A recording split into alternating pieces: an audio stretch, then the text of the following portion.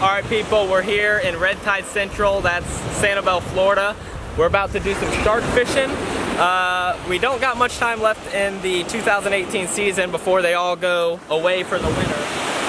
They're actually not going that way, I just motioned that way because it was convenient. But they're going away, so we're going to stop around November, but we want to try to get back out here, get a few more sharks on the beach and see what happens. So we're hoping there's still fish out there after this red tide, but we will see.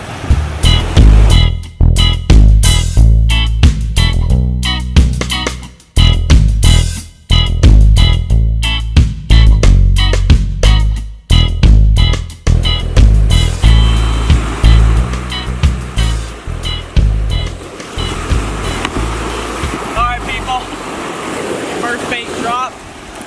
The water starts to get a little bit darker and murkier the further out you go. But other than that, super smooth. No signs of life, but we'll keep hoping. Alright people, Samuel's on his way back in. Alright Samuel, how was it? Alright, you're here. It was rough. Almost died. Almost died? Every time. Out there? I'd officially like to add to the record that we have 2 baits in the water. That's double the possibilities of catching a shark, triple the possibilities of catching a stingray. That's true. We have, I don't know, does this work if I vlog it like this? Yeah, you can. We have caught a pretty big stingray out here. Flashed a picture of that now. Kept it and used it as shark bait. And boy, I'll tell you what, that thing has caught us Zero sharks recently, yeah, so we're hoping to switch that up this go around, right Samuel? Yep, but I have low hopes, but high hopes at the same time.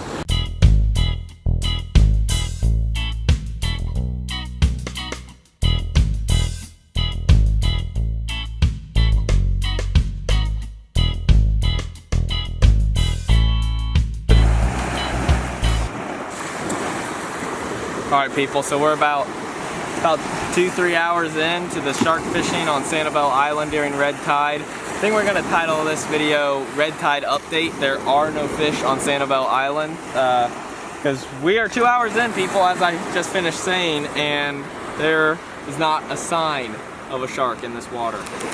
No clicks. Nothing. If you follow me this way, we've got some incense burning right now because, ooh, look at that sucker smoke. The bugs are so bad we can hardly breathe. Every time we breathe, we're just sucking in a bunch of no-see-ums. That's true. And they're not mosquitoes, so you can't hit them and swat them away. They're just invisible. You can't see them. Here we have little Sebastian. Also hasn't caught anything tonight. Our goal right now is to just not get skunked, so we'll happily bring in just about anything that touches the bait on the other end of this hole. So stay tuned, we're going to keep burning these things and hope the mosquitoes don't give us salmonella. If you didn't know, about 6 or 7 weeks ago, Sanibel was hit with a pretty rough red tide. We came out here during it, and I mean, there were just thousands of fish scattering the beaches dead. I mean, you had anything from catfish to ladyfish to Goliath grouper to tarpon. I believe on the other coast they had whales washing up, dolphins, manatees, and I mean, it has really hurt us, and it's really affected not only small businesses on the island, but just overall fishing in general. So coming out here tonight, we really didn't have that high of expectations for catching anything. We just kind of wanted to see what it was like. When we went to the first spot, which was over more towards the Captiva area, it was empty. There was hardly anyone there. No one was on the beaches, and we have never been there when no one was on the beach. So the water was brown. It was absolutely disgusting. There was kind of a smell. It didn't really smell like dead fish, but it was just overpowering. Just smell of, it was toxic. You could tell that it was toxic.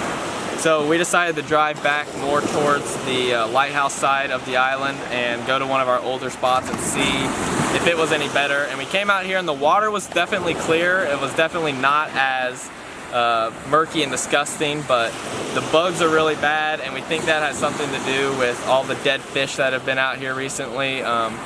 even though there's no dead fish right now on the beach, it's still, you know, it's still in effect. There's still red tide out there, so we just thought we'd come out here, see what it was like. We hadn't been out sharking for a couple months, so we thought we'd give it a try, but it's not looking too good. We're probably going to be ending up calling it a night pretty soon. Alright people, back from the beach, unloading. Unsuccessful day of shark fishing, but we kind of felt the need that we had to get out there and give it a try just to see if everything was on its way back in or if there were even still fish out there, and we found out that there's still nothing back there. But I hear that the East Coast is popping right now, so if you're interested in doing some seriously fun fishing, go over there and check out the Mullet Run, because that's what's going down right now. Other than that, that's it for this video. Samuel, if you have anything you want to say, go ahead and say it now, but I mean, that's about all we got. Well, I gotta tell you one thing. I am disappointed, but I can't say I'm surprised. But hopefully soon the sharks will come back and we'll start catching them like crazy again, and that's a good life. Yeah. But right now, I think we're gonna take it easy, go to the countryside for a few weeks, drink some iced tea, and just relax and recharge, get ready for the next season. Now, if you didn't know, our seasons include the months of February through about November, because we stop fishing in November and we don't start back up until February. Because those months are kind of, number one, they're too cold. Even though it is Florida, it does get cold, no matter what you believe or have heard. We get pretty seriously cold weather, especially out on the beach if you're getting wet. But we don't fish those months because all the sharks are moved out and gone, and it's just a waste of time. So, other than that, do we have an outro? What do I say? Like, see you next video. Or Let's get right to the news. No, that's if we're a news and that's channel. the way the news goes. All right. See ya next time on Dudes Doing This Stuff. is iDubbbz signing off. This is Dudes Do Stuff at the Beach, part 2. Mail is